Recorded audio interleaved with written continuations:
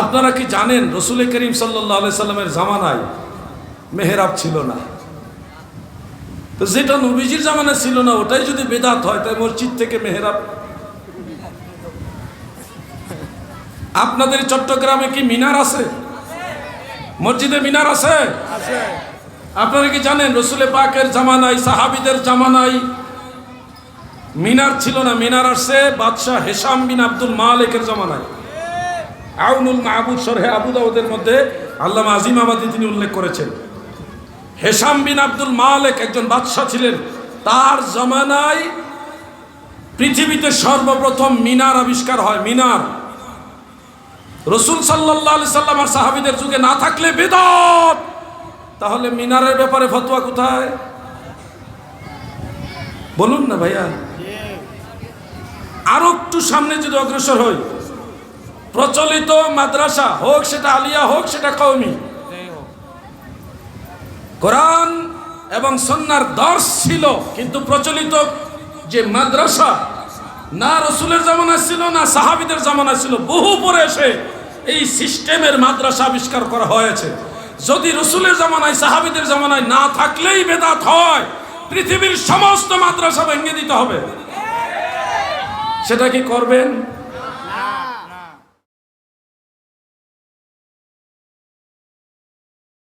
মহান রব্বুল ইজ্জাতের শাহী দরবারে আরো শুকরিয়া আদায় করি যে দয়াল আল্লাহ আমাদের মতো অযোগ্য নালায়েক নাচিজ পাপীদেরকে তিনার হাবিব নবী সরকার দু জাহা সৈয়দুল মুরসালিন শাফিউল মুজনিবিন রহমতুল লিল আলামিন আমাদের দয়াল নবী, যিনি নবীদের নবী, রাসূলদের নবী, ফেরেশতাদের নবী, আরশ কুরসি লৌহ কলমের নবী, কুল কায়নাতের নবী, আল্লাহ তাআলা বলে আমার নবী। সুবহানাল্লাহ। এমন একজন নবীর উম্মত হওয়ার সৌভাগ্য আল্লাহ তাআলা আমাদের দান করলেন, এই জন্য শুকরিয়া দান আবার বলি আলহামদুলিল্লাহ। পবিত্র কোরআন ও সুন্নাহর আলোকে অল্প কিছু বিষয়ে, বিশেষ করে পবিত্র কোরআনুল কারীমের ফজিলত, কোরআনুল কারীম শিক্ষা, জানা, বোঝা, কোরআনুল কারীমের পথে চলা, কোরআন বোঝা, কোরআন জানা, কোরআনের পথে চলা, পাশাপাশি সুন্নাহ বোঝা, সুন্নাহ জানা, সুন্নাহর পথে চলা, নবীর তরিকায় চলা, ইসলামের পথে চলা, এই বিষয়গুলি নিয়ে আমি কিছু কথা বলার নিয়ত রাখলাম ইনশাআল্লাহ। মহান আল্লাহ তাআলা পবিত্র কোরআনুল কারীমে আমাদেরকে একটা ডিরেকশন দিয়েছেন। বিসমিল্লাহির রহমানির রহিম। ইত্তাবিউ মা উনজিলা ইলাইকুম মির রাব্বিকুম ওয়া লা তাত্তাবিউ মিন দুনিহি আউলিয়া কালিলাম মা তাযাক্কারুন। মহান আল্লাহ তাআলা বলেন, দুনিয়ার মানুষেরা শোনো, ইত্তাবিউ তোমরা অনুসরণ করো, মা উনজিলা ইলাইকুম মির রাব্বিকুম তোমাদের রবের কাছ থেকে তোমাদেরকে যা নাজিল করা হয়েছে, তোমাদের প্রতি যা নাজিল করা হয়েছে তার অনুসরণ করো। এখানে একটা হাকিকত খেয়াল করেন, আল্লাহ তাআলা সরাসরি ইত্তাবিউল কোরআনা এভাবে বললেন না, অথবা ইত্তাবিউল কিতাবা এরকম বলেনি। আল্লাহ তাআলা বলেছেন ইত্তাবিউ মা উনজিলা ইলাইকুম মির রাব্বিকুম তোমাদের প্রতি তোমাদের রবের কাছ থেকে যা নাজিল করা হয়েছে তার অনুসরণ করো।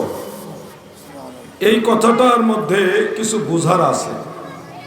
বোঝাটা হলো যে কোরআনের সব আয়াত আমাদের জন্য নয়। কোরআনুল কারীমের অনেক আয়াত রয়েছে যেগুলি মানসুখ হয়ে গেছে, রহিত হয়ে গেছে। আয়াতের তেলাওয়াত রহিত হয়নি, কিন্তু হুকুম রহিত হয়ে গেছে। যেগুলি আমাদের উপরে নাজিল হলেও সেটা আমাদের জন্য অনুসরণ করা এখন আবশ্যক নয়, জরুরি নয়। কোরআনুল কারীমের অনেক আয়াত আছে যেগুলি আগের নবী রাসূলদের কাসাস, আগের নবী রাসূলদের বিভিন্ন ঘটনা তুলে ধরা হয়েছে। সব ঘটনা আমাদের জন্য অনুসরণীয় নয়। যেটা আল্লাহ রসুল অ্যালাউ করেছেন, তিনার শরীয়ত অ্যাকসেপ্ট করেছেন, সেটাই আমাদের জন্য অনুসরণীয়। এই জন্য আল্লাহ তাআলা মহান সৃষ্টিকর্তা কি সুন্দর বলেছেন, ইত্তাবিউ মা উনজিলা ইলাইকুম মির রাব্বিকুম। দুনিয়ার মানুষেরা শোনো, তোমাদের রবের কাছ থেকে তোমাদের প্রতি, তোমাদের মানে উম্মতে মুহাম্মাদীর প্রতি যেগুলি নাজিল করা হয়েছে সেগুলির অনুসরণ করো। মানে আহকামের যতগুলি আয়াতে কারিমা রয়েছে, আমাদের জন্য আবশ্যকীয় পালনীয় কোরআনুল কারীমের যতগুলি আদেশ নিষেধ রয়েছে, এগুলি আমাদের জন্য পালন করার আদেশ। যদি এই ইত্তাবিউ দ্বারা আমরা সব আয়াত নেই, তাহলে মানসুখ আয়াত আমল করতে হবে, যেটা বৈধ নয়। আল্লাহ নিজেই মানসুখ আয়াতের ব্যাপারে অন্য জায়গায় স্পষ্ট করে দিয়েছেন। কাসাসের আয়াত যেগুলি শরীয়তে মুহাম্মদীর জন্য অ্যালাউড নয়, সেগুলি অনুসরণ করা জরুরি হয়ে যাবে। আমি আপনাদেরকে যে মেসেজটা বোঝানোর চেষ্টা করছি সেটা হলো, কোরআন মানতে হবে। কোরআনের যেগুলি আহকামাত আমাদের জন্য রয়েছে, আমাদের জন্য যেগুলি হুকুম আহকাম, সেগুলি আমাদের মানতে হবে। প্রথমে নিজেরা সবাই কোরআন বুঝতে হবে। একজন মুসলমান হিসেবে যে কোরআন নিজে বুঝে না, তার মতো হতভাগা, তার মতো দুর্ভাগা এই জমিনের উপর আর কেউ হতে পারে না। যার ভিতরে কোরআনের কোনো নূর নেই, কোরআনের কোনো আয়াত নেই, কোনো আয়াত নেই, কোনো অক্ষর নেই, তার পুরো ভিতরটা হলো অন্ধকার, তার সিনাটা অন্ধকার। যার সিনার ভিতরে কোরআন রয়েছে, কোরআনের আয়াত পারা সূরা এগুলি রয়েছে, তার সিনার মধ্যে নূর রয়েছে, আলো রয়েছে। সুবহানাল্লাহ। এই জন্যে কোরআন বুঝতে হবে। আমরা যারা এখানে আছি, এই ছোট বেলা তাকাও, তোমরা কষ্ট করে মাহফিল আসছো, তোমরা কথাগুলি মনোযোগ দিয়ে শোনো। দয়াল নবীজির একটা হাদিস শরীফ স্মরণে আসলো। قال رسول الله صلى الله عليه وسلم خيركم من تعلم القرآن وعلمه। তোমাদের মধ্যে সর্বশ্রেষ্ঠ হলো তারা মান তাআল্লামাল কুরআন, যারা কোরআন নিজেরা শিখে, ওয়া আল্লামাহ, এবং অন্য কাউকে কোরআন শিক্ষা দেয়। তাহলে আমরা কি সর্বোত্তম যারা, তাদের কাতারে থাকতে চাই কিনা? আওয়াজে মনে হচ্ছে যে সবাই চান না। যারা উম্মতের মধ্যে সর্বশ্রেষ্ঠ, তাদের মধ্যে আমরা থাকতে চাই কিনা? তাহলে এই হাদিস শরীফ মোতাবেক আমাদের কি করতে হবে? কোরআন শিখতে হবে। কি করতে হবে? কোরআন শিখতে হবে। এখানে যারা আছেন সবাই মুসলমান, কোনো বিধর্মী আমার মনে হয় না এখানে আছে। হয়তো আশেপাশে থাকতে পারে, কিন্তু এখানে কোনো মুসলিম নাই প্যান্ডেলের ভিতরে। একজন মুসলমান হিসেবে আশা করি আমরা সবাই সূরা ফাতিহা সহ এর পাশাপাশি ছোট ছোট কিছু সূরা আমাদের মুখস্থ আছে। সবার আছে তো? সবার আছে? যদি এরকম কেউ থাকেন যে সূরা ফাতিহাটাও মুখস্থ নাই, আমি তাকে লজ্জা দিতে চাই না সবার সামনে, কিন্তু আমি তাকে এটুকু বলবো যে আপনার মা এবং বাবা তারা যদি মারা যায়, অথবা আপনি যদি হঠাৎ কোনো আল্লাহ পাকের অশেষ দয়ায় নামাজে দাঁড়ান, তা আপনি নামাজ পড়বেন কিভাবে যে সূরা ফাতিহাই তো পারেন না? সূরা ফাতিহা যদি না জানেন, আপনার গোটা জীবনে যত নামাজ পড়ছেন, যেটা জরুরি নামাজের একটা অন্যতম গুরুত্বপূর্ণ অংশ, সেই সূরা ফাতিহাটা আপনি পারেন না। এটা একটা মারাত্মক আমাদের জন্য দুর্বলতা, একজন মুসলমানের সন্তান হিসেবে একটা লজ্জার বিষয়। সূরা ফাতিহার পাশাপাশি সূরা ইখলাস, কুল হুয়াল্লাহ সূরা পারেননি আপনারা? সবাই বলেন, এই ছোট ভাইরা বলো, পারো? সূরা ইখলাস পারো? তারপরে সবচেয়ে ছোট সূরা হলো সূরা কাউসার, ইন্না আতাইনা, যেটা আমরা পড়ি, সূরা কাউসার। এই দুইটা সূরা যারা পারেন না, আজকের মাহফিল থেকে, এখান থেকে আমি হাত তুলে লজ্জা দিব না কাউকে, আমি শুধু বলবো আজকে থেকে নিয়ত করেন সূরা ফাতিহা, সূরা ইখলাস এবং সূরা কাউসার, এই তিনটা সূরা আমরা এখান থেকে নিয়ত করে গেলাম যে এই আগামী এক সপ্তাহের মধ্যে আমরা এই তিনটা সূরা শিখবো। মাত্র তিনটা সূরা, ছোট ছোট সূরা, গোটা জীবনে সব সময় আপনার এগুলি কাজে লাগবে।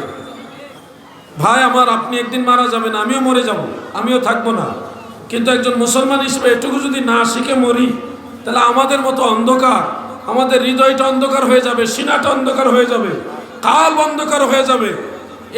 এইটুকু জ্ঞান যেন আমাদের সিনার ভিতরে থাকে, এই চেষ্টা করা দরকার। আল্লাহ যেন আমাদের তৌফিক দেন, বলে না আমি। আমি কোরআনুল কারীমের সেই কথাটা বলছিলাম। আল্লাহ তাআলা যেটা বলেন, ইত্তাবিউ মা উনজিলা ইলাইকুম মির রাব্বিকুম, তোমাদের রবের কাছ থেকে তোমাদের প্রতি যা নাজিল করা হয়েছে তার অনুসরণ করো। এরপর একটা কথা আছে, সূক্ষ্ম কথা, সবাই একটু ভালোভাবে খেয়াল করবেন। ওয়ালা তাত্তাবিউ মিন দুনিহি আউলিয়া, আল্লাহ ব্যতীত কোনো আউলিয়ার অনুসরণ করো না, আল্লাহ ব্যতীত কোনো আউলিয়ার অনুসরণ কইরো না। এই কথাটা একটু বুঝে রাখেন আমার যুবক ভাইয়েরা, আপনারা বুঝে রাখেন। আমরা তো সুন্নি মুসলমান, আমরা পীর আউলিয়া মানি, আশা করি আপনারা সবাই মানেন। কিন্তু এই আয়াত থেকে, এটা সূরা আরাফের 3 নম্বর আয়াত, আমরা এখান থেকে জানতে পারছি আল্লাহ তাআলা নিষেধ করছেন যে ওয়ালা তাত্তাবিউ মিন দুনিহি আউলিয়া, আল্লাহ ব্যতীত কোনো আউলিয়ার অনুসরণ করো না। তাহলে এখান থেকে আমরা কি শিখবো, কি বুঝবো? আমরা কি আল্লাহর যারা আউলিয়া তাদেরকে অনুসরণ বাদ করে দিব? একটা চিন্তার বিষয় এখন মনের মধ্যে ঢুকছে, চিন্তার বিষয়। যারা পীর আউলিয়া মানেন, আপনারা কি আউলিয়া বাদ দিয়ে দিবেন কিনা একটু টেনশন ভিতরে ঢুকে যাবে। বাস্তব বিষয়টা হলো, খুব মনোযোগ না দিলে কথাটা বুঝবেন না। এটা কোরআনের আয়াত, জয়ীফ হাদিস বলার সুযোগ নাই। এইটা না বুঝলে আপনি, কেউ যদি আপনাকে প্রশ্ন করে উত্তরও দিতে পারবেন না, কারণ কোরআনের আয়াত আপনার যুক্তি দিয়ে খণ্ডন করা যাবে না।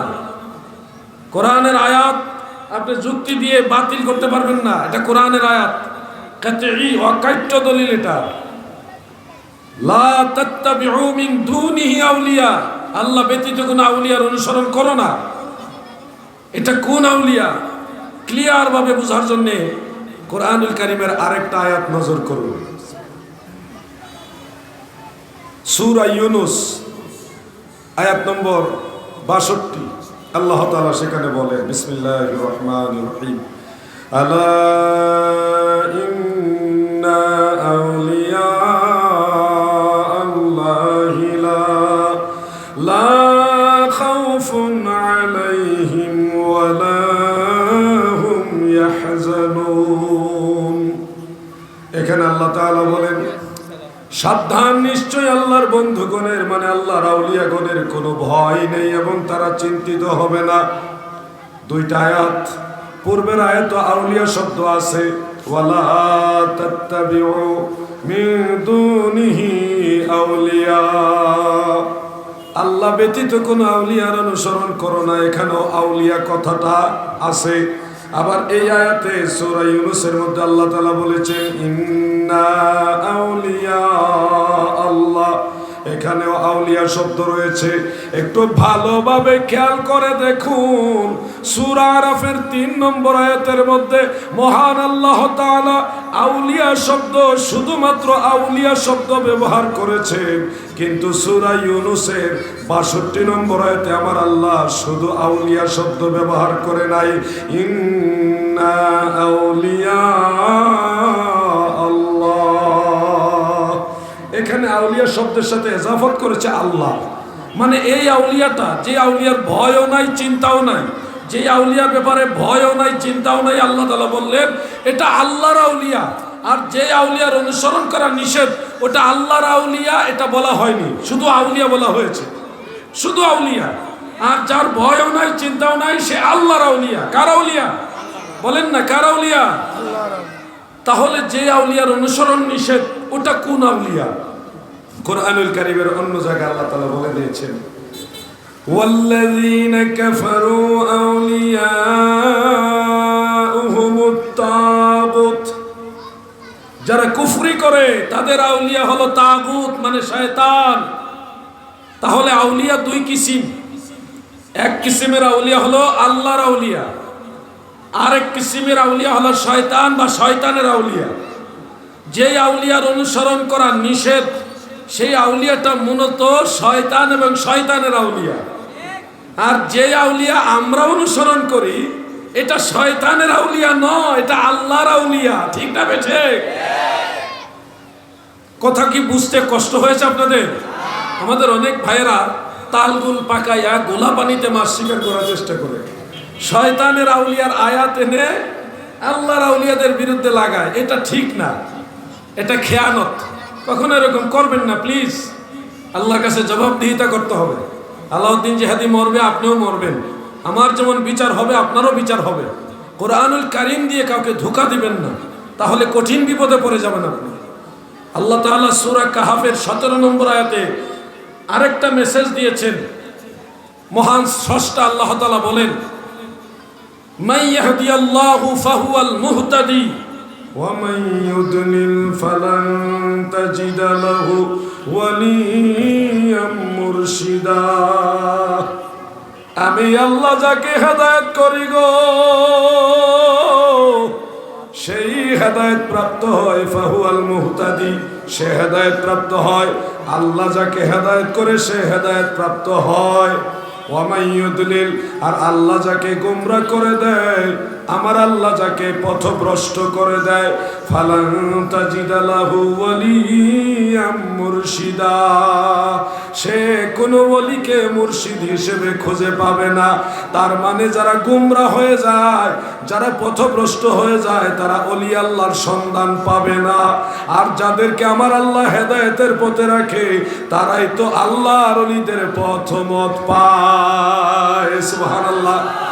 যুবক ভাইরা আরেকটা পয়েন্ট খেয়াল রেখো। আমি কেন এই ওয়াজগুলি করছি সবাই না বুঝলে কিছু কিছু ভাইরা বুঝতেছেন, কিছু বোঝার দরকার আছে। কোরআনের একটা আয়াত যখন তেলাওয়াত করি এটার সাথে অনেক কিছু অ্যাডজাস্ট থাকে। সব কিছু যদি না বোঝাই তাহলে একটু বুঝাইলাম আর একটু বাকি রয়ে গেল। আমি ধারাবাহিক কথা বলা পছন্দ করি। তো গভীরভাবে খেয়াল করেন, এখানে যে আল্লাহ তাআলা বললেন ওলি ইয়া মুর্শিদা, আমরা অনেকে মনে করতে পারি এই ওলি মানে আল্লাহ, অথবা এই মুর্শিদা যে বলা হলো এটা কোনো পীর মাশায়েখ না, কোনো শায়েখ নয়, এটা স্বয়ং আল্লাহ। এই ওলিয়া মুর্শিদা স্বয়ং আল্লাহ, অনেকে এরকম মনে করতে পারে। তাদের এই ধারণাটা সঠিক নয়, তাদের এই ধারণা সঠিক নয়। কেমনে আমি বুঝিয়ে দিচ্ছি ক্লিয়ারলি। আরবি ব্যাকরণ সম্পর্কে যারা ভালো জানেন আপনারা নিশ্চয়ই বুঝবেন, বাংলা ব্যাকরণ বুঝলেও বুঝবেন।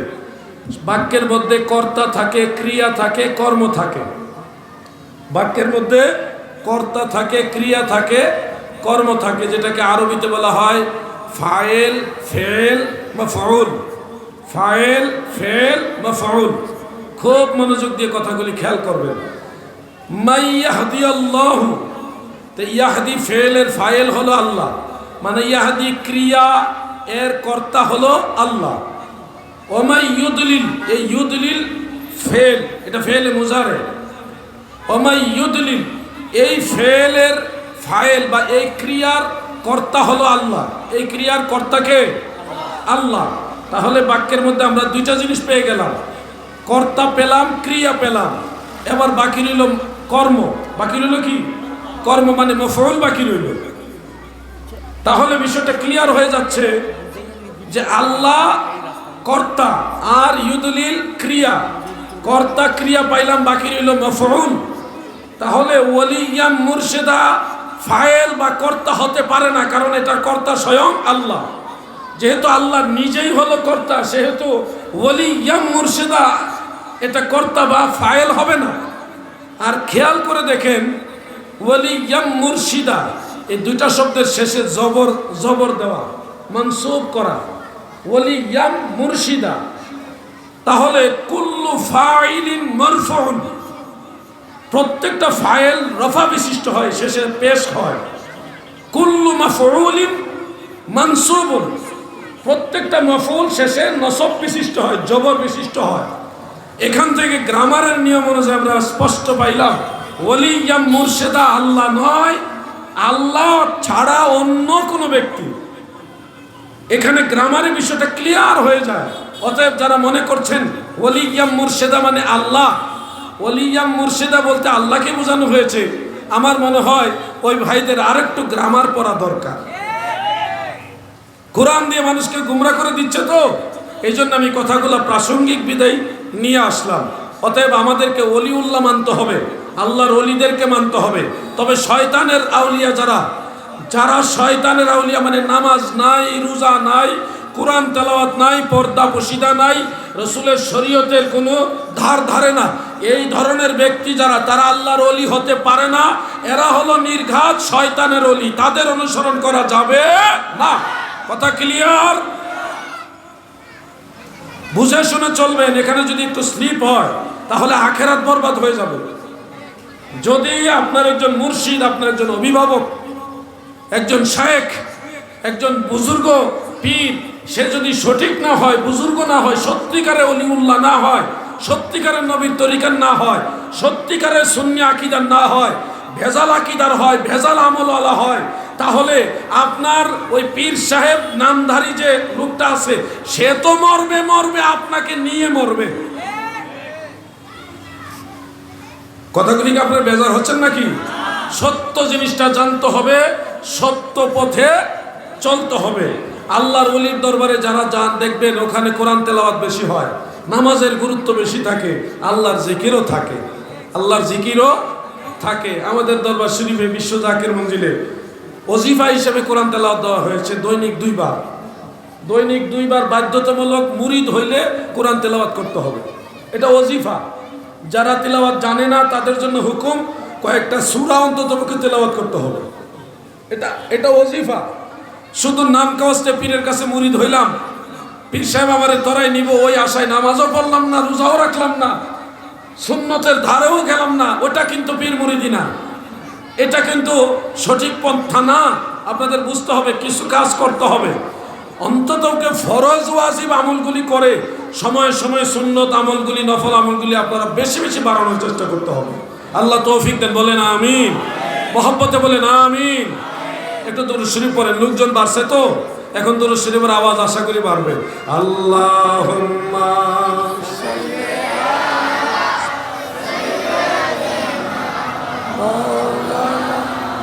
মুহাম্মদ ওয়া আলা আলি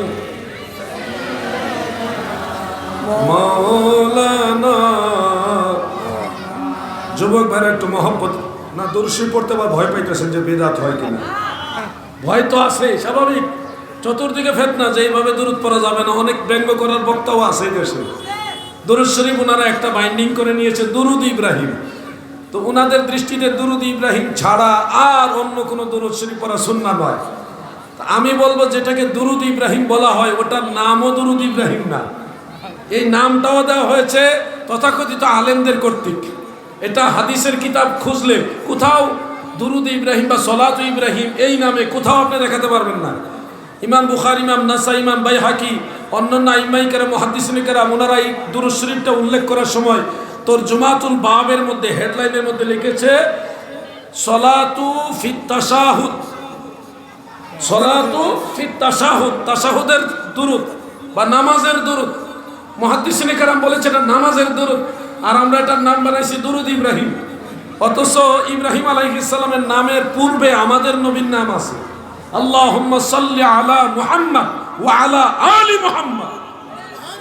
আল্লাহ রসুলের নাম মুবারক দেখেও ওই নামে দুরূদ শরীফের নামকরণ না করে ইব্রাহিম আলাইহিস সালামের নামে নামকরণ করে দিয়েছে। এখানেও মনে হচ্ছে ডাল মে কুছ কালা হয়, যারা নামটা দিয়েছে তাদের মধ্যে আবার কোনো খারাপ উদ্দেশ্য আছে কিনা। এখন বলতে বলতে আমরাও তো শিখে ফেলছি, বলি, অভ্যাস হয়ে গেছে, কি করবেন এখন? আমি বলছি নাম নিয়ে ঝগড়া করতে আমি চাই না। এটা কোনো এমন না যে বললে কবিরা গুনাহ হয়ে যাবে, জাহান্নামে চলে যাবেন, এরকম না। আমি বলবো যে এই দুরূদ শরীফ পড়বেন, এটা হাদিসে আছে, কিন্তু এটা ছাড়া আর দুরূদ পড়া যাবে না, এই কথাটা সঠিক নয়। আপনি যদি বলেন বুখারী শরীফ, আপনি বুখারী শরীফও দেখবেন মুকাদ্দমার মধ্যে ইমাম আবু আব্দুল্লাহ মুহাম্মদ ইবনে ইসমাইল বুখারী রাহমাতুল্লাহ আলাইহি বুখারী শরীফের যে মুকাদ্দমা মানে ভূমিকার মধ্যে ইমাম বুখারী দুরূদ শরীফ লিখছে। প্রথমে আল্লাহর হামদ এরপরে দুরূদ শরীফ রাসূল পাকের সালাত লিখেছে, যেটা লিখেছে ওটা দুরূদ ইব্রাহিম না, অন্য একটা দুরূদ শরীফ লিখেছে উনি সুন্দর ভাষায়। মুসলিম শরীফের ঠিক অনুরূপ আছে। সব ইমামরা কিতাব লিখেছেন, কিতাব লিখতে গিয়ে মুকদ্দমার মধ্যে দুরূদ লিখেছে সব ইমামরা, সবাই, একজন ইমামও বাদ নেই।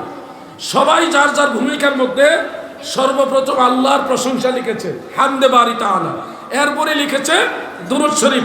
যারাই দুরূদ শরীফটা লিখেছে তারা সরাসরি দুরূদ ইব্রাহিম লেখেনি, ওনাদের ভাষায় সবচেয়ে সুন্দর শব্দগুলি দিয়ে দয়াল নবীজি দুরূদ শরীফকে চয়ন করেছেন, তিনারা লিখেছেন। তো আপনারা আমার কথাগুলি যদি নিজেরা একটু যাচাই করেন তাহলে আপনাদের ঈমানটা আরো পরিপক্ক হবে। আমি মন গড়া কথা বলি না, আমি আমানতদারিতা রক্ষা করে কথা বলার চেষ্টা করি। পৃথিবীর সমস্ত বক্তারা ওয়াজ শুরু করার আগে খুতবা পড়ে। খুতবা মানে নাহমাদুহু ওয়া নাস্তাঈনুহু এইভাবে, ওয়া নাস্তাগফিরুহু এইভাবে পড়ে না, বা নাহমাদুহু ওয়া নুসাল্লি ওয়া নুসাল্লিমু আলা রাসূলিহিল কারীম, বা আলহামদুলিল্লাহি রাব্বিল আলামিন ওয়াস সালাতু ওয়াস সালামু আলা রাসূলিহিল কারীম, বিভিন্ন ভাষায় পড়ে। একটু খেয়াল করে দেখেন তো, আমি একটা খুতবা নেই ছোটটা, নাহমাদুহু ওয়া নুসাল্লি ওয়া নুসাল্লি ওয়া নুসাল্লিমু আলা রাসূলিহিল কারীম। এই যে নুসাল্লি নুসাল্লিমু দুইটা শব্দ আনা হয়েছে, এটা কি দুরূদ ইব্রাহিম? এটা তো আলেমদের অর্পিত সুন্দর শব্দ ধারা দ্বারা নবীজির দুরূদ শরীফ এবং সালাত সালামকে সংযোগ করা হয়েছে। দেখেন এটা কিন্তু দুরূদ ইব্রাহিম না, কিন্তু সব বক্তারা পড়ে। আপনি যদি অন্য দুরূদ পড়েন আপনার উপরে ফতোয়ার ট্যাগ লাগাবে বেদাতি, কিন্তু উনি যে পড়তেছেন নাহমাদুহু ওয়া নুসাল্লি আলা রাসূলিল কারীম বা ওয়া নুসাল্লিমু আলা রাসূলিল কারীম, ওই সময় কিন্তু ফতোয়া আসবে না, কারণ আপনারা তো আর বুঝেন না। আরেকটু সহজ করে দেই, নবীজির নাম মুবারক শুনে আপনারা একটা দুরূদ শরীফ পড়েন, হযরত মুহাম্মদ, এরপরে কি সাল্লাল্লাহু আলাইহি ওয়াসাল্লাম। এই যে দুরূদ শরীফটা, এটা কিন্তু হুবহু সরাসরি হাদিসের মতনের মধ্যে আসেনি। হাদিস থেকে এইভাবে আসছে সাল্লাল্লাহু আলা মুহাম্মদ, এইভাবে হাদিসের মধ্যে আসছে, কিন্তু সাল্লাল্লাহু আলাইহি ওয়াসাল্লাম এইভাবে কোনো হাদিসের মতনের মধ্যে আসেনি। যারা এটা লিখেছেন এনারা মুহাদ্দিসিনে কেরাম লিখেছেন, আইমাই কেরাম লিখেছেন, ওনাদের পক্ষ যেখানে নবীজির নাম আসছে সেখানে দুরূদ শরীফে লিখে দিয়েছে। প্রিয় ভাইয়েরা আমার, এখানেও খেয়াল করে দেখেন নবীর দুরূদ আছে, সালাম আছে, সাল্লাল্লাহু আলাইহি ওয়াসাল্লাম। সাল্লা প্রথম হলো সাল্লা, এরপরে হলো সাল্লাম, দুইটা শব্দ আছে, সালাত এবং সালাম এখানেও আছে, কিন্তু দুরূদ ইব্রাহিম নাই। যেই রকম ভালোভাবে উত্তম রূপে পেরেছে ওইভাবেই নবীর দুরূদ শরীফ লিখেছে। ইমামদের মধ্যে কোনো ফতোয়াবাজি ছিল না। একজন ইমাম আরেকজন ইমামরে বলে নাই যে তুমি বেদাতি, তুমি এমনি দুরূদ লেখলা কেন, তুমি ভণ্ড, তুমি এমনি দুরূদ লেখলা কেন, তুমি ওয়া নুসাল্লি ওয়া নুসাল্লিমু আলা বলছো কেন, এটা হাদিসে নাই, তুমি ভণ্ড, তুমি বেদাতি। হ্যাঁ, সাল্লাল্লাহু আলাইহি ওয়াসাল্লাম হাদিসের মধ্যে নাই, তুমি কেন লেখলা, তুমি ভণ্ড, তুমি বেদাতি। কোনো ইমাম ফতোয়াবাজি করে নাই। কিন্তু আমার দেশের সাধারণ মানুষেরা, যুবকেরা যখন দুরূদ শরীফ পড়ে, ওই দুরূদ শরীফটা যখন যুবকরা বা মুরব্বীরা মোহাব্বতের সাথে পড়ে, কিছু ভাইরা কিল্লতে ইলমের কারণে তাদের উপরে ফতোয়া আরোপ করে দেয়, বেদাত, এটা হাদিসে না, এটা পড়া যাবে না। তখন সাধারণ মানুষ যাই 2-4 বার দুরূদ শরীফ পড়তো, বেদাতের ডরে আর দুরূদ পড়েই না। আগে যে 2-4 বার ভুল পড়ুক, আরে ভাই ভুল করে না কারা? সবাই তো আমাদের ভুল নাই, আমরা বলতে পারবো যে আমাদের ভুল নাই। ভুল হবে, আস্তে আস্তে শুদ্ধ হবে। ভুল করতে করতেই মানুষ শুদ্ধ শিখে। আমরা মায়ের মুখ থেকে ভাষা শিখছি কি পুরা প্রথমেই শুদ্ধ ভাষা শিখছি? আমাদের এখনো তো আঞ্চলিকতা আছে। তো এই যে ভুল করতে করতে তো ভালোটা শিখে মানুষ। তুমি এই ভুল করো কেন, এক আলি বেশি টান দাও কেন, পড়া যাবে না, এত কড়াকড়ি আইন দিলে মেয়ে ভাই কয়দিন পরে দেখবেন আপনি দুরূদ শরীফ পড়ার লুকই পাবেন না। বেজার হইতেছেন নাকি? এই কথাগুলি যুগ উপযোগী, প্রত্যেকের দরকার হতে পারে। আমি আমার সাবজেক্টে কথা বলবো যে সাবজেক্টের সাথে এগুলি অ্যাডজাস্ট আছে, এই জন্য কথা চলে আসছে। প্রিয় ভাইয়ের আমার, শিখার দরকার আছে, জানারও দরকার আছে। তা আমি দুরূদ শরীফ পড়তে গিয়ে এই কথাটা নিয়ে আসছিলাম। আসেন আমরা আরো 2-1 বার দুরূদ শরীফ পড়ি। আল্লাহুম্মা সাল্লি আলা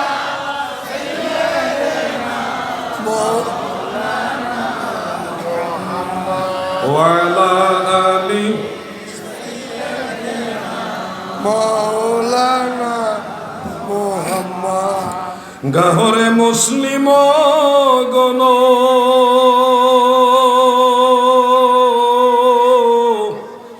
নবী গুণ গাওরে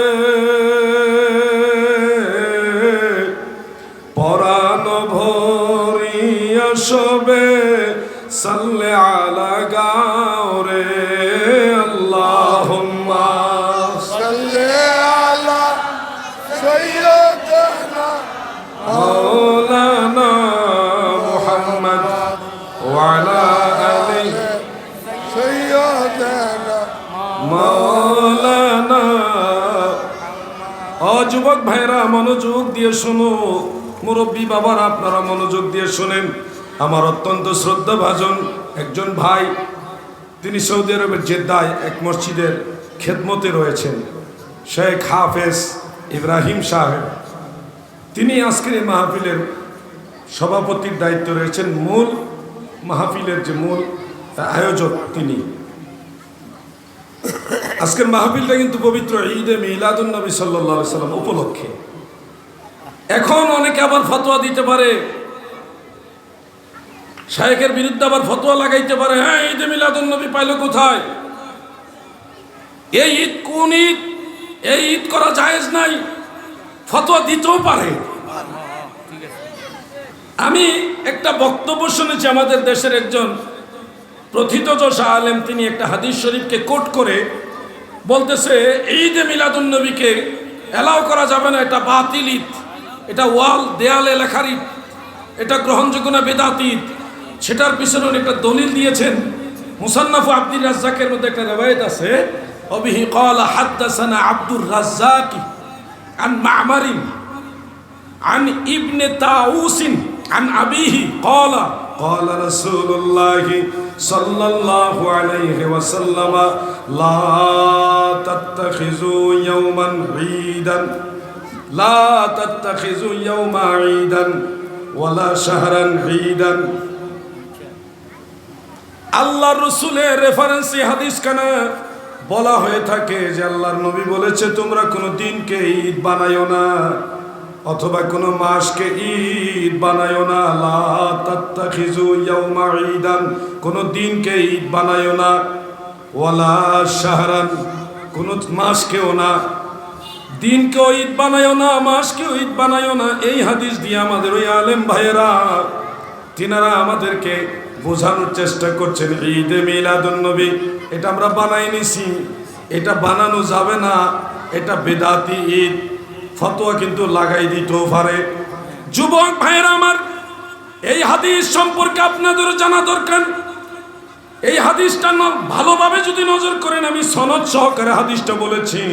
অবিহি ক্বালা হাদাসানা আব্দুর রাজ্জাক, ইমাম আব্দুর রাজ্জাক সানাআনী রাহমাতুল্লাহ আলাইহি তিনার সনদে বলেন আন মা'মারিন, হযরতে মা'মার ইবনে রাশাদ রাহমাতুল্লাহ আলাইহি একজন সিকা রাবী, সিকা মামুন রাবী, একজন নির্ভরযোগ্য রাবী। তিনি বর্ণনা করেছেন আন ইবনে তাউসিন, হযরত আব্দুল্লাহ ইবনে তাউস রাহমাতুল্লাহ আলাইহি তিনার থেকে, তিনি তার পিতার থেকে আন আবিহি, তার পিতা হযরতে তাউস রাহমাতুল্লাহ আলাইহি থেকে। মনে রাখবেন তাউস কোনো সাহাবী নয়, উনি একজন তাবেঈ, যিনি রাসূলকে নিজের চোখ দ্বারা কখনো দেখে নাই। যেই লোক আল্লাহর নবীকে জীবনে কোনো দিন দেখে নাই, উনি বলতেছে ক্বালা রাসূলুল্লাহি সাল্লাল্লাহু আলাইহি ওয়াসাল্লাম। তাহলে বোঝা যাচ্ছে এটা শক্তিশালী হাদিস নয়, কারণ এমন ব্যক্তি নবীজির নামে এটা বলছে যে আল্লাহ রাসূলকে জীবনে কোনোদিন দেখেই নাই। হযরতে তাউস সাহাবী নয়, উনি একজন তাবেঈ। উনি কি তাবেঈ? কোন তাবেঈ যদি সাহাবীর নাম সাইলেন্ট রেখে সরাসরি রাসূলের রেফারেন্স দিয়ে হাদিস বর্ণনা করে, এটাকে বলা হয় মুরসাল হাদিস। কি হাদিস? মুরসাল হাদিস। খুব মনোযোগ দিয়ে কথাগুলি শুনবেন। ঠিক এই বিষয়টা বোঝানোর জন্য আরেকটা হাদিস সহিহ ইবনে হাব্বান থেকে আমি আপনাদের শোনাচ্ছি। হযরতে তারিক ইবনে শিহাব রাদিয়াল্লাহু আনহু একজন সাহাবী, তিনি হযরত আবু মুসা আল আশআরী রাদিয়াল্লাহু আনহু থেকে বর্ণনা করেছেন। তারিক ইবনে শিহাব উনি এমন সাহাবী যিনি রাআন নবী সাল্লাল্লাহু আলাইহি ওয়াসাল্লাম ওয়া লাম ইয়াসমা মিনহু, যিনি নবীজিকে নিজের চোখে দেখেছেন কিন্তু নবীজির জবান থেকে কিছু শুনে নাই, নবীজিকে দেখছেন।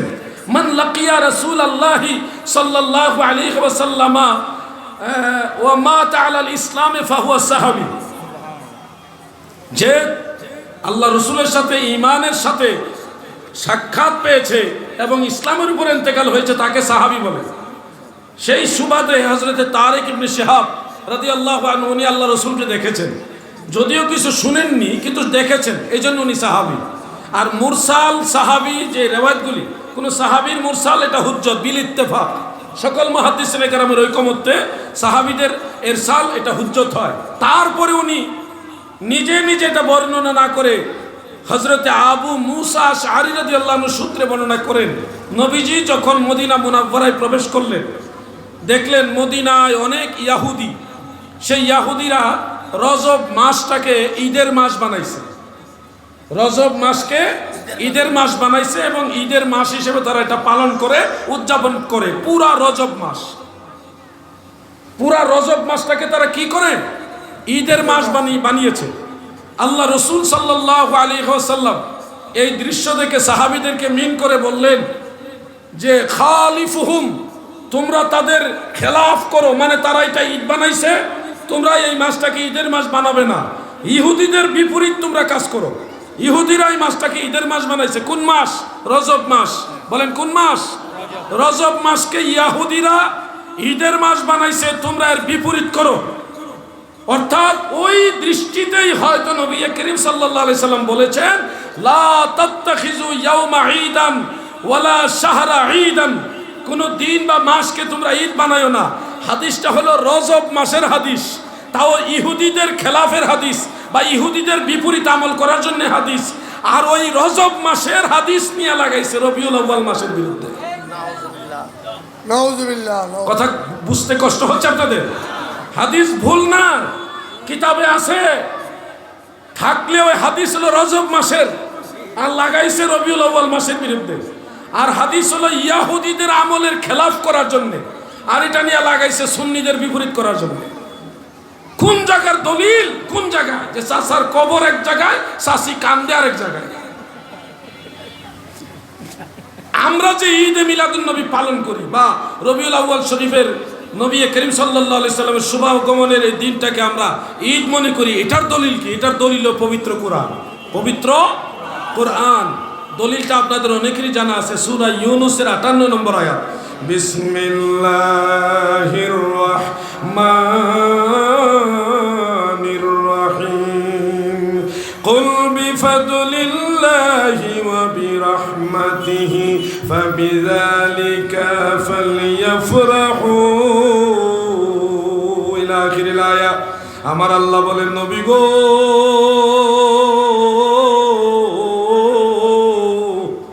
আপনি বলে দিন তারা যেন বিফাদলিল্লাহ, আল্লাহর ফজল বা অনুগ্রহর দ্বারা, অবিরাহমাতিহি এবং আল্লাহর রহমত প্রাপ্তির দ্বারা, ফালিয়াফরাহু, তারা যেন আনন্দিত হয়, খুশি উদযাপন করে।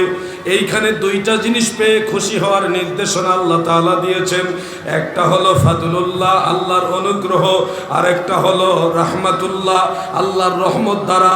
এই দুইটা জিনিসের মধ্যে রাইসুল মুফাসসিরিন হযরত আব্দুল্লাহ ইবনে আব্বাস রাদিয়াল্লাহু আনহুমা তিনি তাফসীর করেছেন, তাফসীরে তাবারি, তাফসীরে কুরতুবীর মধ্যে, তাফসীর ইবনে কাসীরের মধ্যে উল্লেখ, ফাদলুল্লাহ দ্বারা অর্থ হলো ইলম, জ্ঞান, ইলম বা এলম, যেটা আপনাদের চট্টগ্রামের ভাষায় বলা হয় এলম।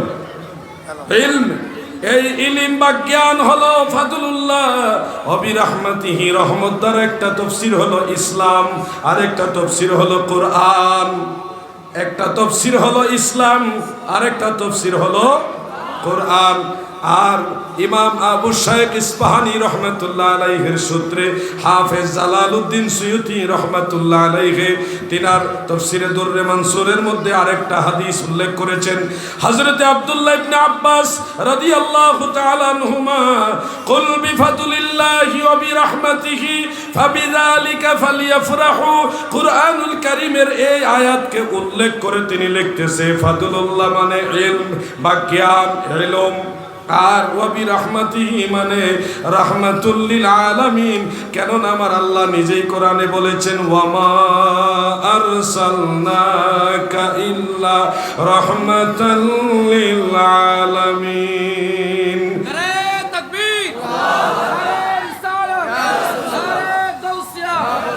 আমার ভাইয়েরা গভীর মনোযোগ দিয়ে কথাগুলো শুনবেন।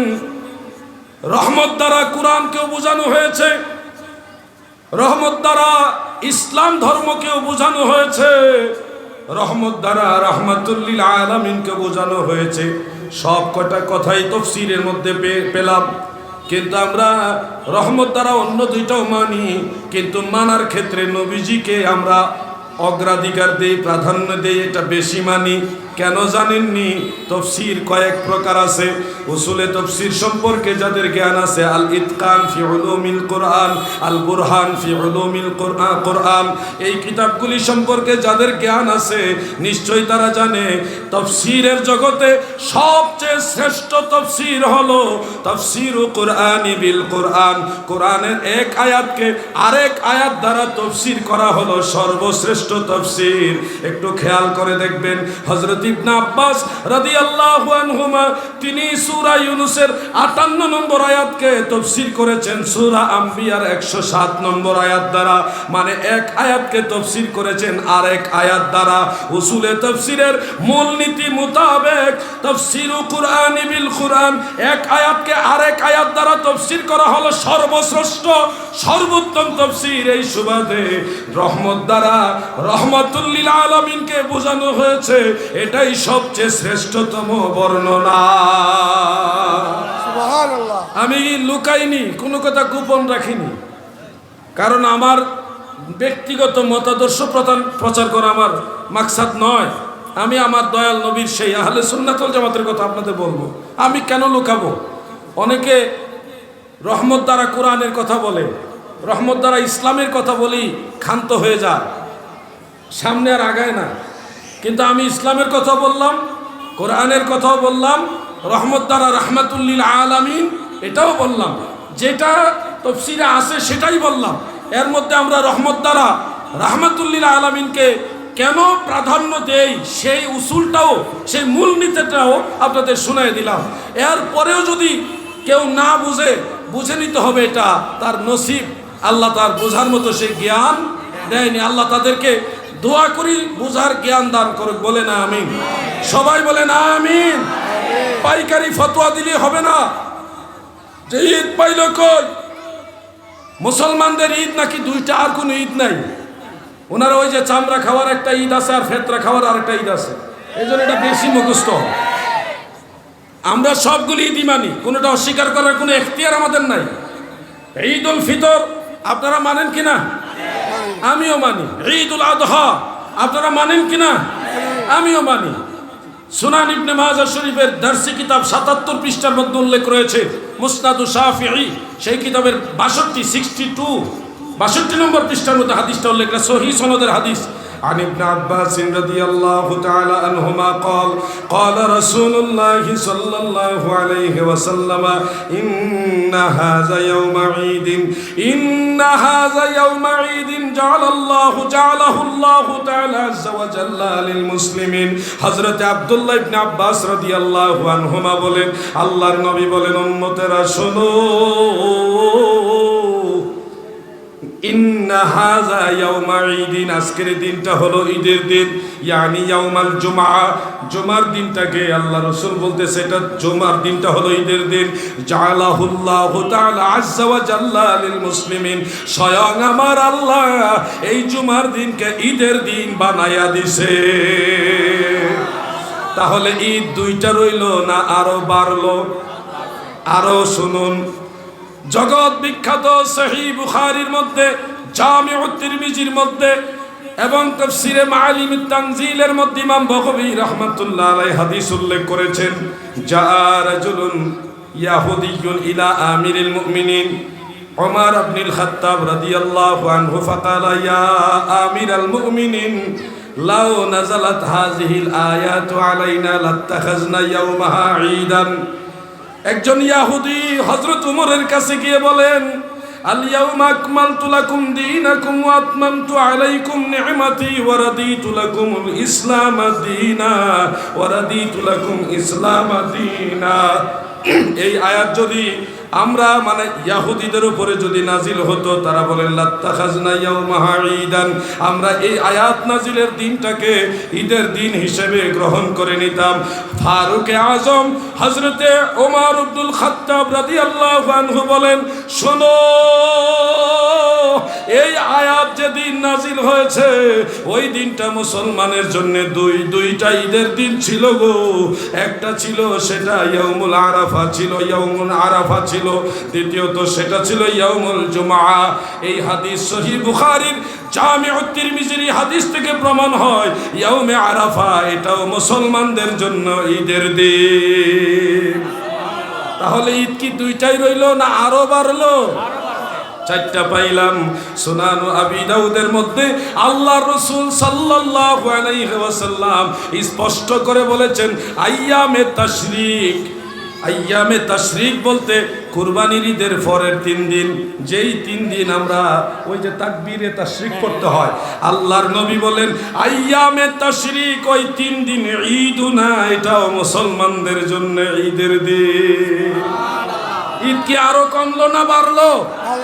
ওনারা আছে দুইটা নিয়ে আর খবরই নাই, দুইটা ঈদ নিয়ে ঘুরে রয়েছে। আমি তো আজকে রেফারেন্স সহকারে বলে দিলাম, আল্লাহর উপরে ভরসা করে বলি, সবাই সাক্ষী, আমি কখনো ভুয়া রেফারেন্স দেই না। হ্যাঁ, ভুলের ঊর্ধ্বে আমি না, তবে আমি আমানতদারি রক্ষা করে কথা বলার চেষ্টা করি আল্লাহর উপর ভরসা করে। শুধু এটুকু বলবো, ঈদ মিলাদুন নবী এটা কোরআন থেকে এসেছে।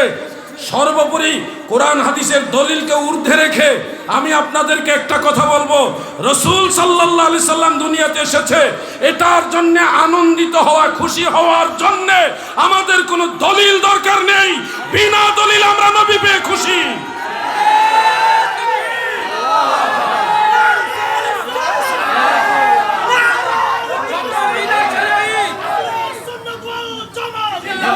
আপনারা হয়তো ভাববেন আল্লামা শেখ হাফিজ ইব্রাহিম সাহেব হাফিজাহুল্লাহ তিনি হয়তো ঈদে মিলাদুন্নবী চালিয়ে দিয়েছেন, অথবা তৈয়ব শহীদ রহমতুল্লাহ আলাই, সৈয়দ আহমদ শিরকুরি রহমতুল্লাহ আলাই, গৌসম ইসবান্ডার রহমতুল্লাহ আলাই বা বড় বড় বুজুর্গরা এসে মনে হয় ঈদে মিলাদুন্নবী চালিয়ে দিয়েছেন।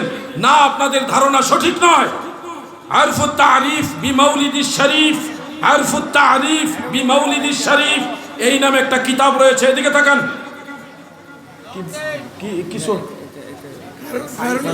কারেন্টে শর্ট মারছে নাকি? আচ্ছা, সাবধান, কারেন্টে কিন্তু কারো সারে না, খুব খেয়াল করো। হাফিজুল হাদিস ইমাম আবুল খায়র ইবনে জাজারি রাহমাতুল্লাহ আলাইহি, তিনি ইমাম ইবনে হাজার আসকালানির শায়েখ ছিলেন, উস্তাদ ছিলেন। তিনি একটা কিতাব লিখেছেন, এটার নাম হলো আরফুত তারিফ বিমাউলিদিস শরীফ।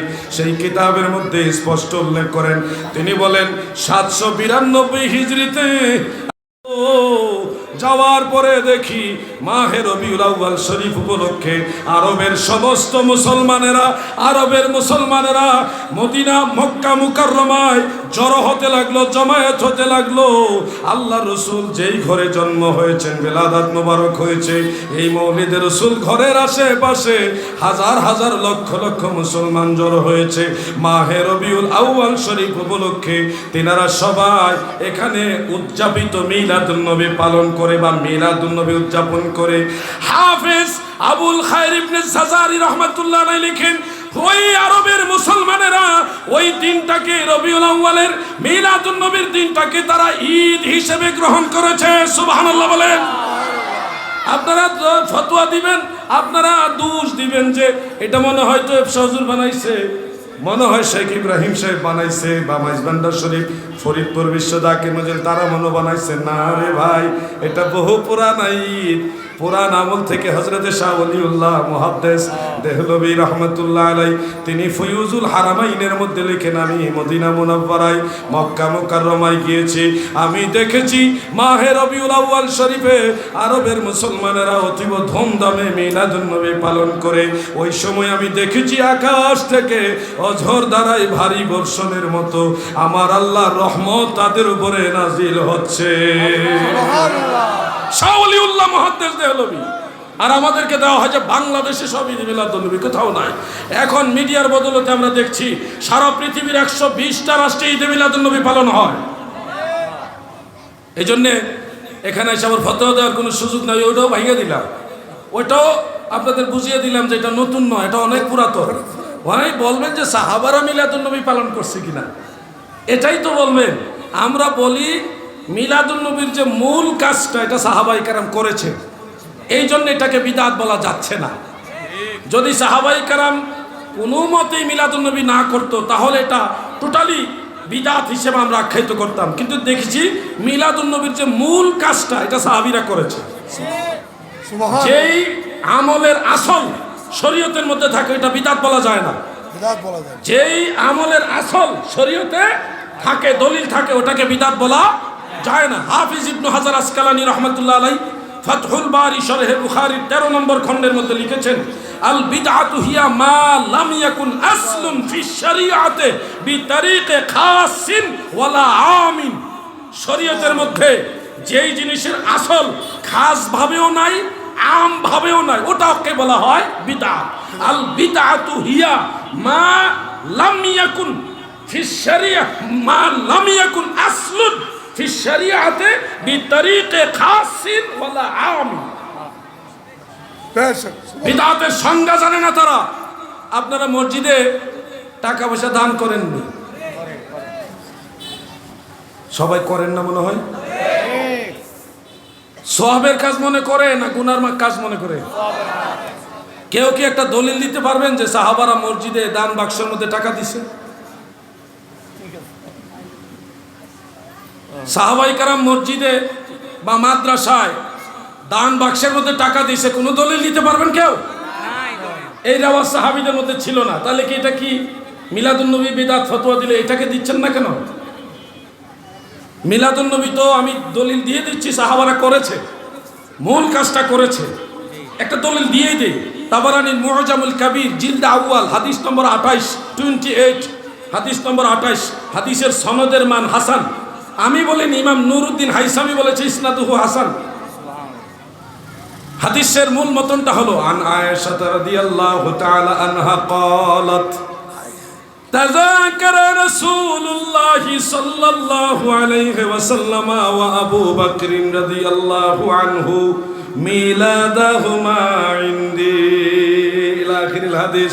আম্মা জান আয়েশা বলেন, আমার দয়াল নবীজি হযরত আবু বকর সিদ্দিক সহ আমি আয়েশার ঘরে অবস্থান করে তাযাকারা মিলাদাহুমা, দুইজনের মিলাদের তাযকিরা আলোচনা বা মিলাদের মাহফিল করেছে। মিলাদের তাযকিরা বলতে কি কি বোঝায়, এটা যদি আমি এখন আলাদাভাবে আলোচনা ধরি তাহলে মূল পয়েন্টটা হারিয়ে যাবে। এই ব্যাপারে আমি অনেক জায়গায় আলোচনা করছি। মিলাদুন নবীর তাযকিরা মানে অনেক কথা, এখানে অনেক কথা। আমি কথাটা এখানে অফ রাখলাম। আমি আরেকটা প্রশ্ন করতে চাই আপনাদেরকে, করব? আপনারা কি ক্ষুধার্ত? টেনশনের কারণ নাই। হাফেজ আল্লামা শেখ ইব্রাহিম সাহেব উনি তাবারুকের আয়োজন করেছেন, সুন্দর করে প্যাকেটের আয়োজন করছে, তাবারুকের আয়োজন। আপনারা ক্ষুধার্ত হলে টেনশন নাই, কিন্তু কথা মনোযোগ দিয়ে শুনে, সত্যটা জানতে হবে আপনাদের। দ্বিতীয় প্রশ্নটা কি করব? যারা বাইরে দাঁড়িয়ে আছেন ওনারা হয়তো আমাদের পছন্দ করেন না, এই জন্য বাইরে দাঁড়িয়ে আছেন। আমি ওনাদের ব্যক্তিগত স্বাধীনতার উপরে হস্তক্ষেপ করতে রাজি না। ওনারা যে দয়া করে দাঁড়িয়ে আছেন এটাই আমাদের জন্য ভালো। তবে এখন যদি বসতে বলি তো চলে যাবে, চলে যাওয়ার সে দাঁড়িয়ে থাকা ভালো। আর যদি ওনারা মনে করে না হুজুর যেতে এবার বলতেছে গিয়ে বসি, তো ওনারা বসলে আমরা খুশি হব। চলে যাওয়ার সে দাঁড়িয়ে থাকা ভালো, আর যদি বসেন তাহলে আমরা খুশি হব। একটু দুরূদ শরীফ পড়ুন। আল্লাহুম্মা সাল্লি আলা সাইয়্যিদিনা মাওলানা মুহাম্মদ ওয়া আলা আলি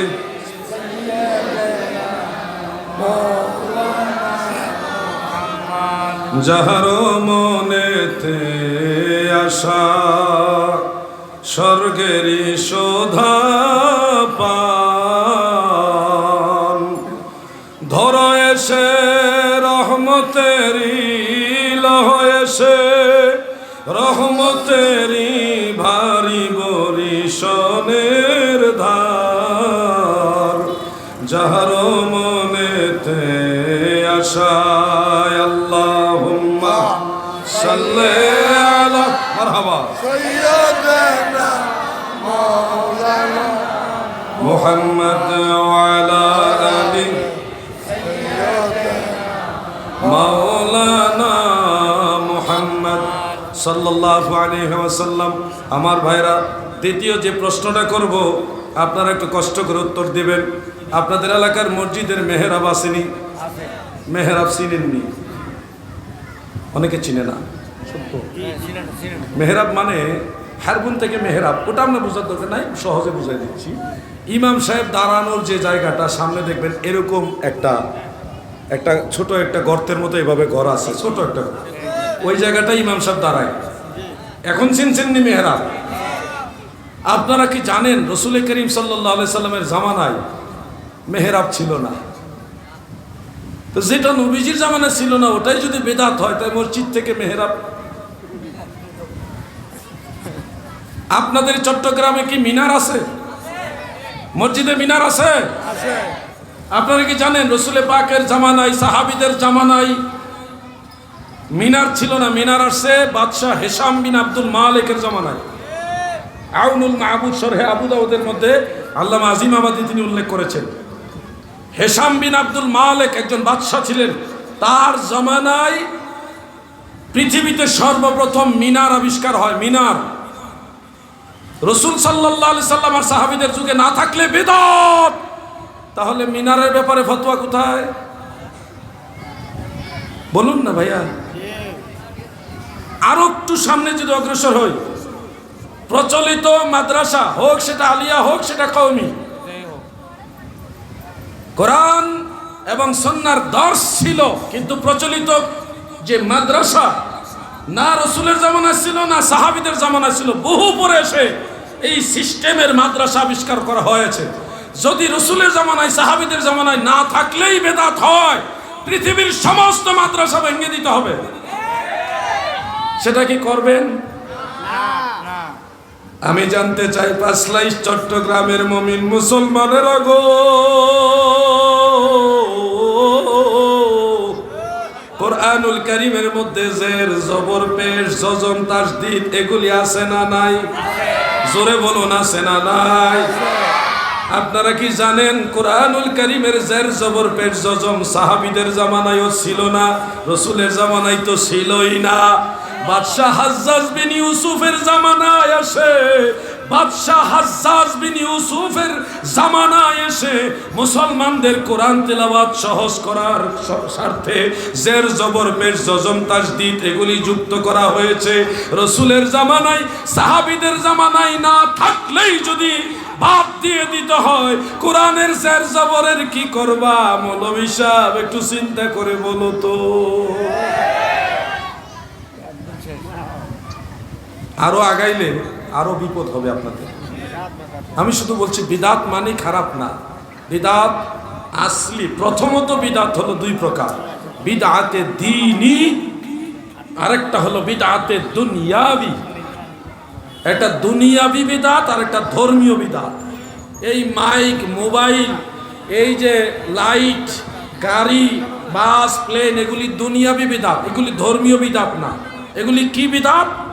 দুনিয়াবি বিদাত। ধর্মীয় বিদাত আর দুনিয়াবি বিদাতের হুকুম এক না। দুনিয়াবি বিদাতের হুকুম হলো আল আসলুল আশিয়াই আলাল ইবাহাত হাত্তা ইয়াদুল্লু দালিলু আলা তাহরিম। দুনিয়াবি যে সমস্ত নতুন আবিষ্কার রয়েছে এগুলি ইসলামের প্রয়োজন হলে জায়েজ মুবাহ হিসেবে আপনারা ব্যবহার করতে পারবেন। যদি এটার বিরুদ্ধে আবার সরাসরি কোরআন সুন্নাহর দলিল থাকে তাহলে বাদ। আর যদি কোরআন সুন্নাহর দলিলও নাই, হারাম হওয়ার দলিল নাই, আবার জায়েজেরও দলিল নাই, নতুন এমন একটা আবিষ্কার, যেমন মাইক। মাইক এটা কোরআনে নিষেধও নাই, আদেশও নাই, হাদিসও নিষেধ নাই, আদেশ নাই। এটা এখন মুসলমানদের বা ইসলামের কাজে ব্যবহার করার বিধান কি? এটার বিধান হলো যেহেতু আল্লাহ এবং আল্লাহ রসুল এটা নিষেধও করেনি, আদেশও করেনি, সেহেতু ওই উসুল মোতাবেক হুয়াল্লাযী খালাকা লাকুম মা ফিল আরদি জামিআ, আসমানে এই জমিনে যা কিছু আছে, আসমানের ওই জমিনে যা কিছু আছে সব আল্লাহ তাআলা আমাদের জন্য সৃষ্টি করেছেন। এই আয়াতে কারিমার উপরে উসুল আল আসলুল আশিয়াই আলাল ইবাহাত, প্রত্যেকটা জিনিসের মূল হলো বৈধ। ওই যে তিরমিজি এবং তাহাবি শরীফের হাদিস, মা আহাল্লাল্লাহু ফাহুয়া হালালুন ওয়া মা হাররামাহু ফাহুয়া হারামুন ওয়া মা সাকাতা আনহু ফাফু আন। আমার আল্লাহ যেগুলি হালাল করেছেন সেগুলি আমাদের জন্য হালাল, আমার আল্লাহ যা হারাম করে দিয়েছেন সেগুলি হারাম। যেই ব্যাপারে আমার আল্লাহ এবং দয়াল নবীজি হালালও বলে নাই হারামও বলে নাই, এই বিষয়টার হুকুম হলো যে এই ব্যাপারে আমার আল্লাহ পাকড়াও করবে না, আপনি চাইলে এটা নিজের কাজে ব্যবহার করতে পারবেন। এটা সুকুত অবলম্বন করা হয়েছে, এটার ব্যাপারে বিচার করা হবে না, বিচারে খাট করাই আপনাকে দাঁড় করানো হবে না। এটা মুবাহ, মুবাহ মানে বৈধ, আপনি চাইলে ব্যবহার করতে পারবেন। যেমন মাইক, প্রয়োজনে আমরা এখন ওয়াজের প্রয়োজনে কথাগুলি সবার কাছে পৌঁছে দেওয়ার সুবিধার জন্য মাইক ব্যবহার করছি। গানের জন্যে মানে শরীয়ত বিরোধী গানের জন্যে মাইক ব্যবহার হারাম, হারাম কাজের জন্য এটা ব্যবহার করাও হারাম, জায়েজ কাজের জন্য এটা ব্যবহার করা মুবাহ। কথা বুঝতে পারছেন আপনারা? এবার আসেন, আমি যেটা বুঝাতে চাচ্ছি আপনাদেরকে, ধর্মীয় বিদাত আর দুনিয়াবি বিদাত দুটো এক না। দুনিয়াবি বিদাতের বিষয়টা আপনাদের একটু ধারণা দিলাম, বিস্তারিত কথা বলে আরো অনেক কথা চলে আসবে, এই জন্য আমি ওদিকে যাচ্ছি না। ধর্মীয় বিদাত প্রথমত দুই প্রকার, বিদাতের দ্বীনি যেটা ওটা প্রথমত কয় প্রকার? দুই প্রকার। একটা হলো বিদআতে হাসানা, আরেকটা হলো বিদআতে সাইয়্যিআ অথবা বিদআতে কবিহা অথবা বিদআতে মাজমুমা। মানে একটা হলো জায়েজ বিদআত আর একটা নাজায়েজ বিদআত, সহজ ভাষায়। এই দুই প্রকার বিদআতকে মুহাদ্দিসিনে কেরাম 5 ভাগে ভাগ করছে। কয় ভাগে? 5 ভাগে।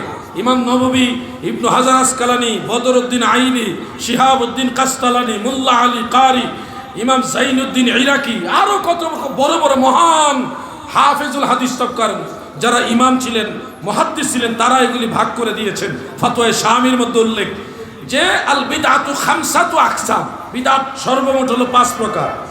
একটা হলো বিদআতে ওয়াজিবা, একটা বিদআত হলো আমল করা ওয়াজিব। এক বিদআত আমল করা কি ওয়াজিব, যেমন ইলমে নাহু, ইলমে সরফ। নাহু সরফ নবীজির জামানায় ছিল না, সাহাবীদের জামানায় ছিল না, পরবর্তীতে আবিষ্কার হয়েছে। এটা বিদআত, কিন্তু এটা বিদআতে ওয়াজিবা। যদি নাহু সরফ আপনি না বুঝেন, কোরআন বুঝবেন না। কোরআন বুঝার জরুরি, এই জন্যে নাহু সরফ বুঝাও জরুরি। কোরআন বুঝা জরুরি, এই জন্য নাহু সরফ বুঝাও জরুরি। এটা বিদআত, কিন্তু বিদআতে ওয়াজিবা। এগুলি আমি বানায় বলছি না, কিতাব থেকে বলছি। 2 নম্বর হলো বিদআতে মানদুবা, মানে মুস্তাহাব পর্যায়ের বিদআত। এটা এমন বিদআত যেটা করা সওয়াবের কাজ, যেমন তারাবির নামাজের জামাত। তারাবির নামাজের জামাত হলো বিদআতে মানদুবা, এটা সওয়াবের কাজ, এমন বিদআত। সওয়াবের কাজ এমন বিদআত। মনে রাখবেন এই কথাগুলি, খুব মনোযোগ দিয়ে কথাগুলি শুনবেন। মিলাদুন নবী সওয়াবের কাজ, প্রচলিত মিলাদুন নবী সওয়াবের কাজ, এমন বিদআত। আর আসলটা হলো সুন্নাহ, মূল জিনিসটা হলো সুন্নাহ। প্রচলিত রূপটা যেমন তাবারক দেয়, কোরআন তেলাওয়াত অ্যাডজাস্ট হয়েছে, হাদিসের ইবারত অ্যাডজাস্ট হয়েছে, তারপরে নাত শরীফ অ্যাডজাস্ট হয়েছে, তারপরে বেশি বেশি দুরূদ শরীফ, বেশি বেশি সালাতু সালাম, এরপরে এই যে কত সুন্দর আয়োজন, বসার এই পরিবেশটা, এই প্রচলিত রূপটা মিলাদুন নবীর, এটাকে বলা হয়েছে মুস্তাহাব পর্যায়ের বিদআত। কিন্তু মূল জিনিস প্রত্যেকটাই জায়েজ। এই তাআমুদ, তো মানুষকে খাবার দেওয়া কি জায়েজ না? সুন্নত। দোয়া করা সুন্নত, নাত শরীফ পাঠ করা সুন্নতে সাহাবা, দুরূদ শরীফ পড়া, সালাতু সালাম পড়া আল্লাহর আদেশ, সাল্লু আলাইহি। তাহলে প্রতিটা কাজই কোরআন হাদিস দ্বারা প্রমাণিত, কিন্তু এই রূপরেখাটাকে বলা হয়েছে বিদআতে হাসানা। 3 নম্বর হলো বিদআতে মুবাহা, বৈধ পর্যায়ের বিদআত। বৈধ পর্যায়ের বিদআত মানে, একটা উদাহরণ হিসেবে আপনাদেরকে বলে দেই, আপনার এখন মনে চাইছে, কোনো উপলক্ষ নাই, এমনি মনে চাইছে একটা খাবারের আয়োজন করবেন। মূল কাজটা হলো সুন্নত, কিন্তু এই আয়োজনটা, খাবারের আয়োজন, মানুষের খাবার দিবেন, তাআমুদ তাআম করবেন, এই কাজটাকে বলা হয়েছে মুবাহ, বৈধ। আপনি যখন খুশি তখন এটা করতে পারবেন, জায়েজ আছে। মূল কাজটা সুন্নত, কিন্তু ওই যে হঠাৎ করে আয়োজন করছেন আপনার ইচ্ছায়, এই আয়োজনটাকে বলা হয়েছে মুবাহ, বৈধ, জায়েজ। 4 নম্বরে হলো বিদআতে মাকরুহা। এটা এমন বিদআত যেটা করলে গুনাহ হবে, মাকরুহ হবে। এই মাকরুহ বিদআতের উদাহরণ হলো মসজিদকে অতিরিক্ত কারুকার্যমণ্ডিত করা। মসজিদ সাজাইতে সাজাইতে এত সাজাইছে যেটা অপচয়ের অন্তর্ভুক্ত হয়ে গেছে, ওইটাকে বলা হয়েছে বিদআতে মাকরুহা। 5 নম্বর হলো বিদআতে মুহাররামা। ওই বিদআতটা হলো হারাম পর্যায়ের বিদআত। গায়ে হলুদের নামে বড় বড় বাক্স লাগায় ধুমুর দামুর কইরা গান বাজনা করা, পীরের বাড়ি মহিষ লইয়া যাইয়া নারী পুরুষ একসাথে নাচানাচি গান বাজনা করা, এগুলি হলো বিদআতে মুহাররামা, হারাম পর্যায়ের বিদআত। এগুলি থেকে বেঁচে থাকতে হবে, এগুলি কবিরা গুনাহ। কথা কি বুঝতে পারছেন আপনারা? এই হলো বিদআতের টোটাল একটা ব্যাখ্যা। আমি বিস্তারিত না বললেও মোটামুটি একটা সারাংশ আপনাদের সামনে তুলে ধরেছি। আমি আলোচনা সামনে নিতে পারছি না।